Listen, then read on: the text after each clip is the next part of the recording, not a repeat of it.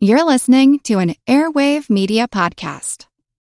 What's something you learned in history class that you feel like wasn't the whole truth? Better yet, what's something you didn't learn at all that was omitted completely? That's what I like to call redacted history. My name is Andre White, the host of the Redacted History Podcast, the place where history's forgotten events, heroes, and villains get their story told, one episode at a time. The Redacted History Podcast. Real history never dies. Stream the Redacted History Podcast on Apple Podcasts, Spotify, or wherever else you get your podcasts.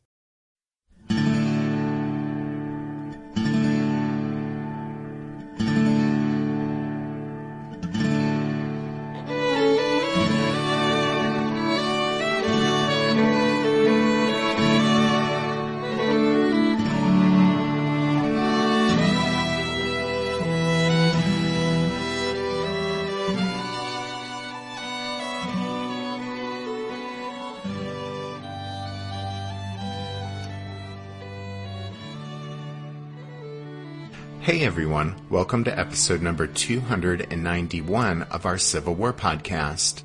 My name is Rich. And I'm Tracy. Hello y'all. Thanks for tuning in to the podcast.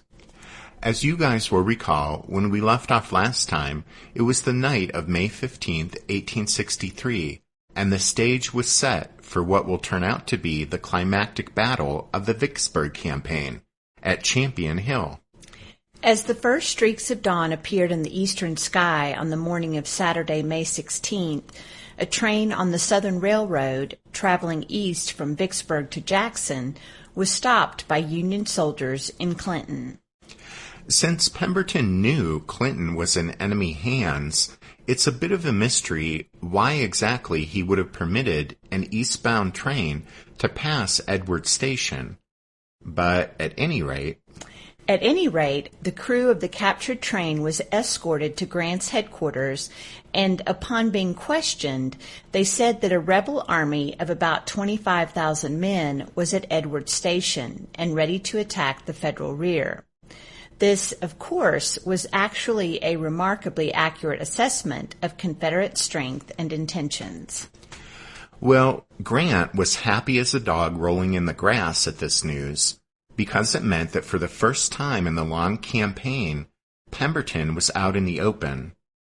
This was the opportunity Grant had been waiting for since the previous fall when he first marched down into northern Mississippi. Grant set the Army of the Tennessee into motion at once.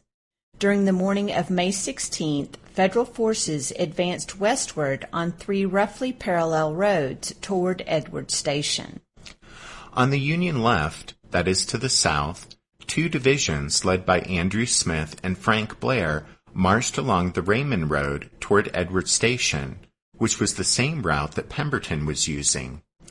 On the Union right, to the north, the divisions of John Logan, Alvin Hovey, and Marcellus Crocker moved over the Jackson Road.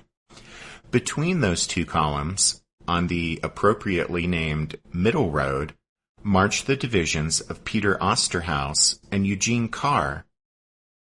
Grant accompanied McPherson up on the Jackson Road, possibly to provide a steadying hand if needed.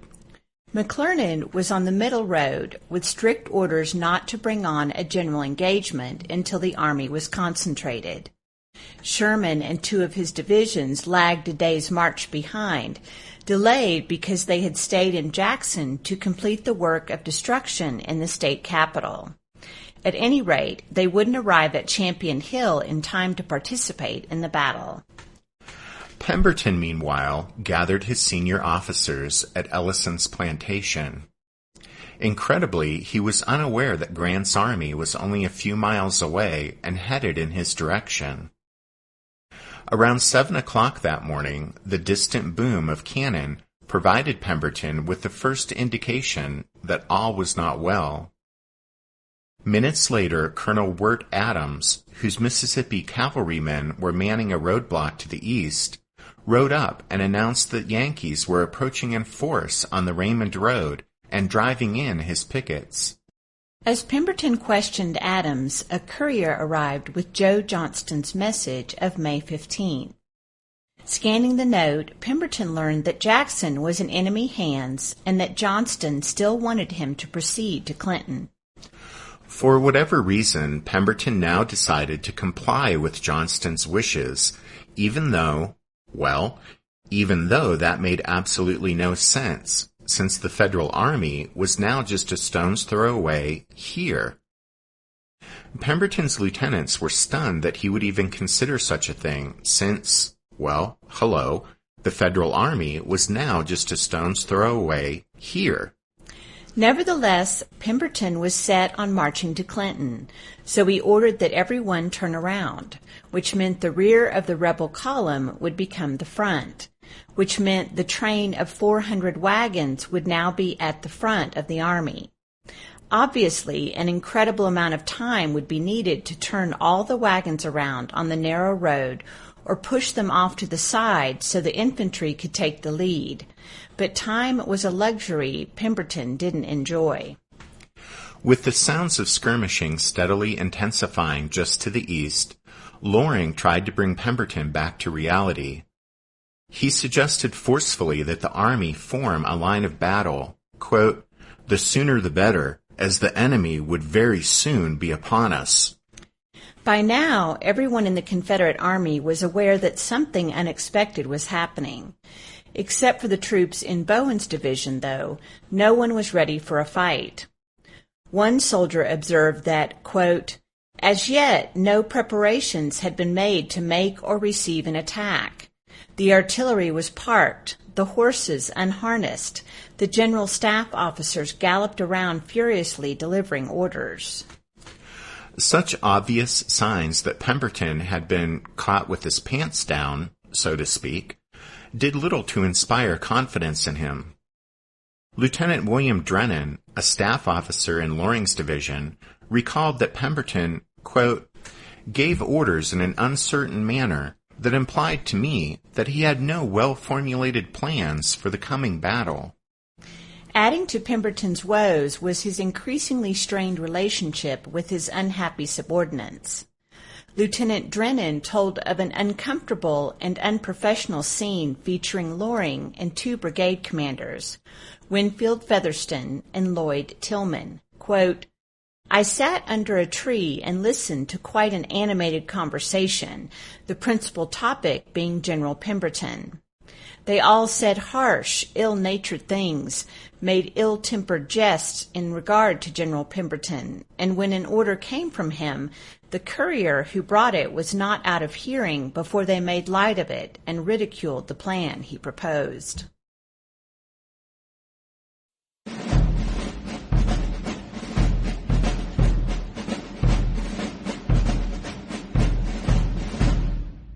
By mid-morning, the situation became more ominous as skirmishing also erupted farther north on the Middle Road, and Pemberton finally abandoned the ridiculous idea of marching to Clinton to join Johnston. He hurriedly deployed his divisions along a 3-mile front on a line running southwest to northeast. The Confederate line of battle blocked the Raymond Road to the south and the Middle Road to the north. That meant if the Federals advanced on only those two roads, the rebel position would be a tough nut to crack. The dominant feature of the battlefield was Champion Hill, a partially wooded elevation rising 140 feet above the surrounding area. Winding its way west, the Jackson Road abruptly turns south here and passes over the bald crest of the hill. A short distance south of the hill, the Jackson Road intersects with the Middle Road and Ratliff Road. From this crossroads, the Jackson Road turns west and crosses Baker's Creek en route to Edwards Station and Vicksburg. And just a bit of foreshadowing, but the Jackson Road bridge across Baker's Creek, the same one the Confederates had used the previous day, was the only escape route should things go badly for the rebels. Unknown to Pemberton, the largest of the three Federal columns was advancing undetected along the Jackson Road toward his left flank. However, Stephen Lee's brigade of Stevenson's division was located on the far left of the Confederate line, and, Concerned for the safety of his left flank and the unprotected crest of Champion Hill, Lee directed one of his officers to reconnoiter the Jackson Road. 30 minutes later, the officer came galloping back, frantically waving his arms and shouting that the Yankees were approaching on the road in great strength. Lee realized that the Federals had to be stopped, lest they roll up his flank, capture the crossroads, and possibly cut off the rebel army from Vicksburg. In response to the looming threat from the north, Lee shifted his regiments to the left to cover Champion Hill. As the Confederates moved into position on the crest, Federal soldiers on the Jackson Road swung from column of march into double line of battle. Seeing that the rebels held the commanding hill to their front, Union artillerymen wheeled their guns into position and unlimbered. As the cannon roared into action, the bloodshed at the Battle of Champion Hill began in earnest.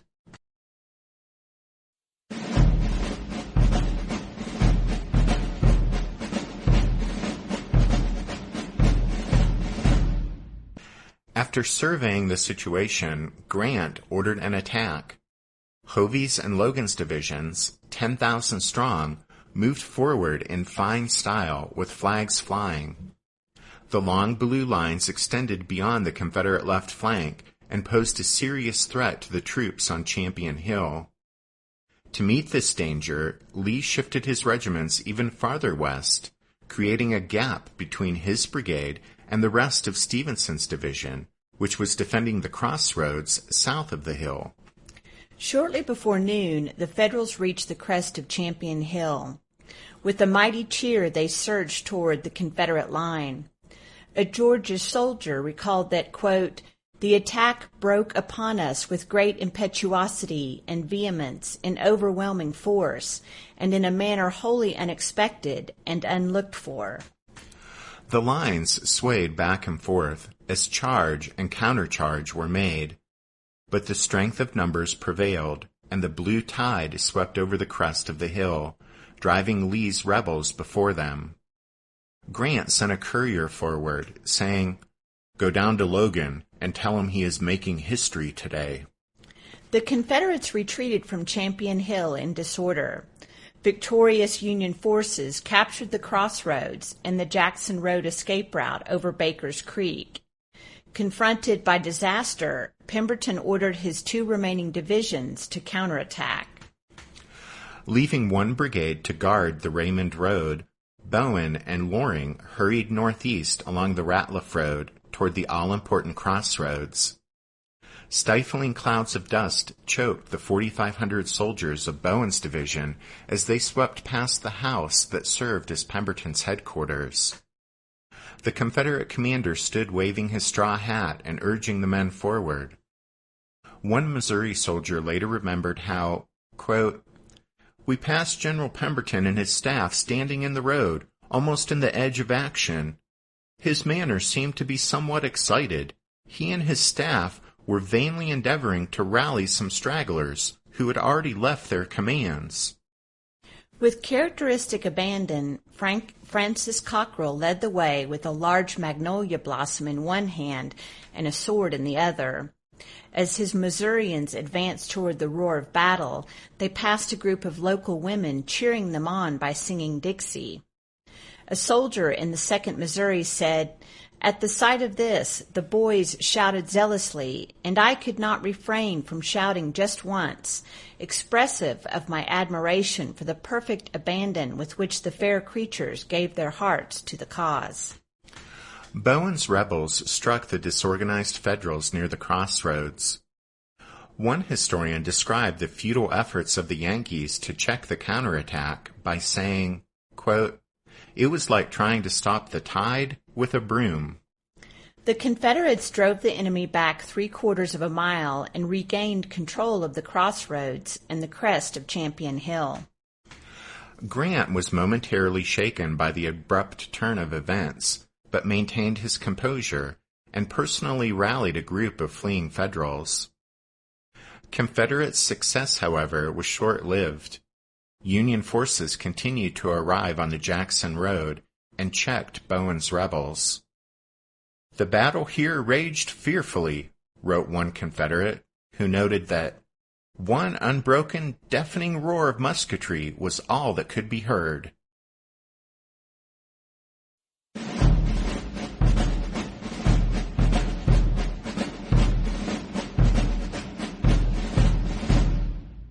Did archaeologists discover Noah's Ark? Is the rapture coming as soon as the Euphrates River dries up? Does the Bible condemn abortion? Don't you wish you had a trustworthy academic resource to help make sense of all of this?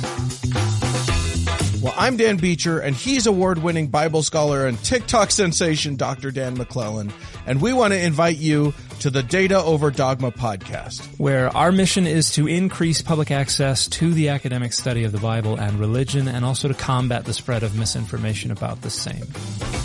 But, in a fun way. Every week we tackle fascinating topics, we go back to source materials in their original languages, and we interview top scholars in the field. So whether you're a devout believer, or you're just interested in a clear-eyed, deeply informed look at one of the most influential books of all time, we think you're going to love the Data Over Dogma podcast, wherever you subscribe to awesome shows.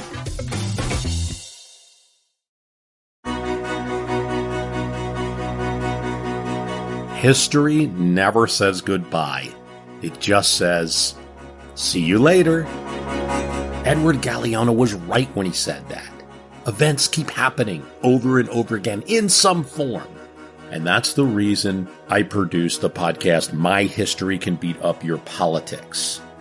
What is it? We take stories of history and apply them to the events of today to help you, perhaps, understand them better. We are also part of Airwave Media Network. I've been doing the program since 2006. That's a long time, and the show has a long name.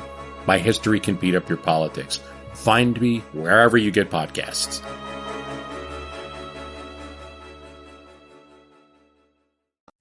Determined to hold the ground his troops had gained, Bowen sent back an urgent plea for reinforcements. Tense moments passed as he waited for support, but Loring's division, supposed to be following directly behind, was nowhere in sight. As it turned out, Loring had been directed onto the wrong road, and so didn't arrive in time to capitalize on Bowen's initial success. Meanwhile, on Champion Hill, as the Confederates desperately clung to their positions, the ominous cry for ammunition started to ring out along the rebel line. But no resupply was available because the Army's ordnance wagons had left the area earlier in the day. Bowen's men scrounged among the cartridge boxes of the dead and wounded in search of ammunition, but with little success. Faced with overwhelming numbers in front and on their left, the Confederates began to yield ground foot by foot, hoping all the while that Loring's division would arrive to even the odds. The rebels' hopes were dashed when, on the Federal side, Osterhaus's and Carr's divisions on the Middle Road fought their way forward to within a few yards of the crossroads.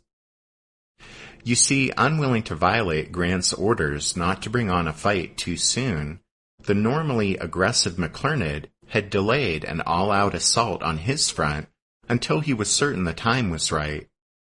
But now his men battered their way forward behind Bowen's right flank. That meant that if Bowen remained where he was any longer, he risked the threat of being totally surrounded, so he ordered his men to fall back. But as the Federals pressed forward, the Confederate withdrawal quickly turned into a rout as thousands of rebel soldiers streamed back through the woods in a race for survival. The Confederates barely reached the crossroads ahead of the Yankees advancing on the Middle Road, and they suffered heavy casualties as they ran through a murderous fire. Unable to stem the tide of panic-stricken men, Bowen rode to inform Pemberton of the catastrophic turn of events. Pemberton's army was faced with destruction, since the Federals controlled not only the vital crossroads, but also the Jackson Road Bridge across Baker's Creek. At this critical moment, Loring finally arrived on the scene and formed a line of battle on a ridge south of the road. Although a difficult subordinate, Loring was full of fight and prepared to attack. However, no sooner had he issued the order to advance than one of Pemberton's staff rode up and directed him to fall back on Edwards Station. The commanding general had decided the day was lost. Confederate soldiers were captured by the dozens as Union troops swept over the crossroads and pushed after the retreating rebels. Stevenson's division was shattered and couldn't be relied upon for further service as his men fled back to Edwards Station in panic and confusion. Bowen's division, probably the best in the army, also had been badly mauled. Only Loring's division was in any shape to continue the fight, having seen little action, and so it was ordered to cover the retreat. Fortunately for the Confederates, work parties had labored throughout the day under the supervision of Samuel Lockett, now chief engineer of the Army, to rebuild the washed-out Raymond Road Bridge across Baker's Creek. As the water level of the stream fell throughout the day, they also were able to make a ford passable for artillery. With this single avenue of escape now open, the rebels fled westward in disorder. Lloyd Tillman was ordered to protect the bridge with his brigade at all costs.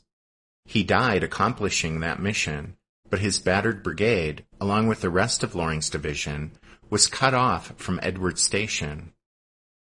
Loring, utterly disgusted with Pemberton, made little effort to link back up with the rest of the army, and instead he and his men used an obscure country lane to slip away from the Federals, and eventually made their way east to Jackson. Grant's victorious soldiers crossed Baker's Creek later in the afternoon and pushed on in pursuit of the retreating rebels. About 8 o'clock that evening, Federal troops reached Edwards Station. The scene was illuminated by blazing supplies set on fire by the fleeing Confederates. With the village secured, the Union soldiers bedded down for the night for some much-needed rest. The cost of the Federal victory at Champion Hill was high. 410 men killed, 1,844 wounded, and 187 missing, or 2,441 casualties out of about 32,000 men engaged.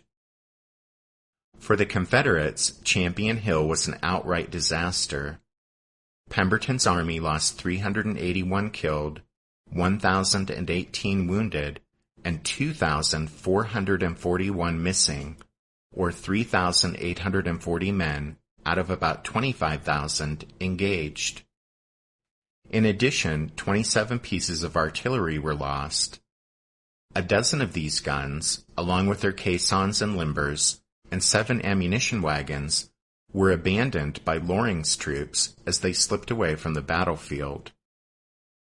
Deeply shaken by the defeat at Champion Hill, Pemberton now sought only to run for the dubious protection of the Big Black River and the Vicksburg defenses. As he rode west through the darkness filled with despair, perhaps he realized, as British General J.F.C. Fuller observed a century later, that, quote, "the drums of Champion Hill sounded the doom of Richmond." Late that night, John Levy, a surgeon with the Confederate Army, took pen in hand to jot down his impression of Champion Hill. He lamented that, quote, "Today proved to the nation the value of a general. Pemberton is either a traitor or the most incompetent officer in the Confederacy. Indecision, indecision, indecision. We have been badly defeated where we might have given the enemy a severe repulse. We have been defeated in detail and have lost, oh God, how many brave and gallant soldiers." Levy's bitter sentiments were echoed by hundreds of Confederate soldiers as they streamed westward that night, away from the battlefield at Champion Hill, cursing their unpopular commander and declaring, "It's all Pem's fault."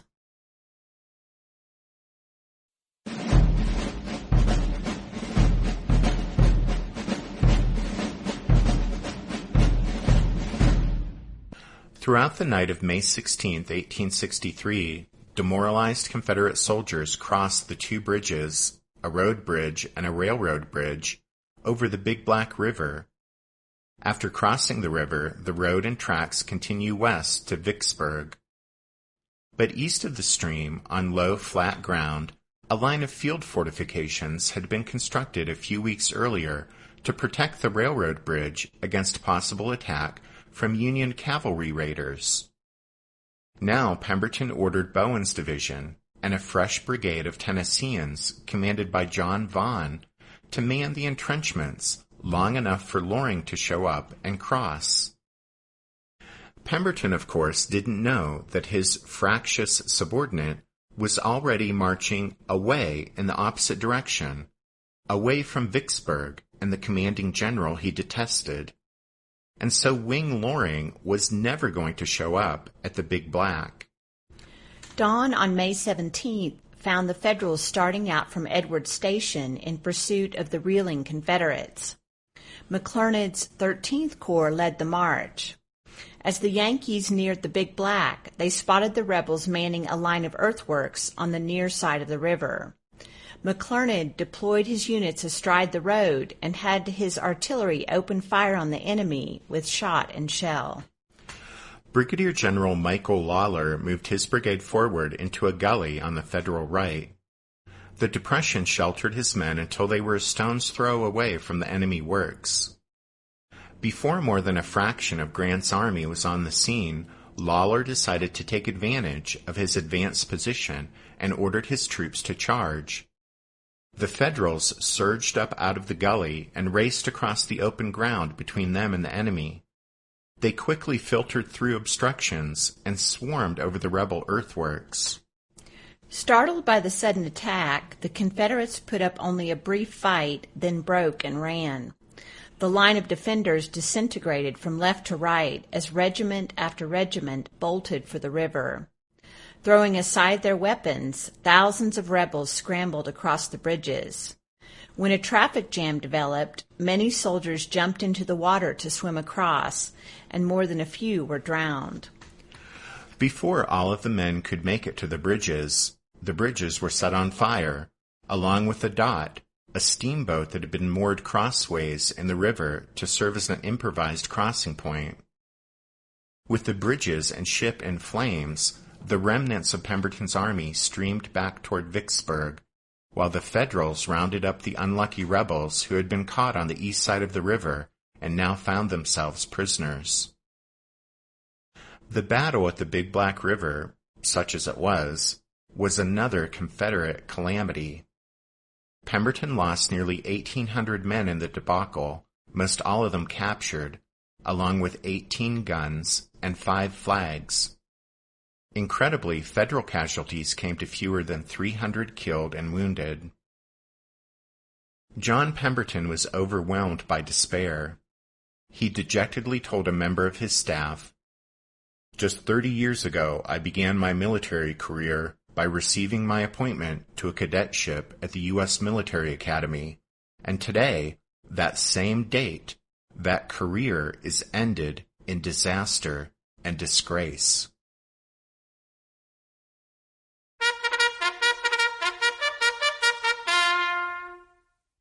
That means it's time for this episode's book recommendation. And our recommendation this time is Champion Hill, Decisive Battle for Vicksburg by Timothy B. Smith. In the interest of keeping the story moving along, we fairly flew through the Battle of Champion Hill and the clash at the Big Black River. But if you want to dig more deeply into what happened, then we highly recommend you pick up Smith's book. It's a great battle study and deserves a place on your Civil War bookshelf. Don't forget you can find a list of all of our book recommendations at the podcast website, which is www.civilwarpodcast.org. Speaking of books, we want to thank William and Phil for their donations this past week. We turn most donations right around to buy books on our wish list. It's kind of amazing, but there's always more books to buy. Then we also want to thank the newest members of the Strawfoot Brigade, Terry, Brett, Matt, and Naya, James, Andrew, and Dennis, and Espen and Adam. Thank you, one and all, for your support of the podcast.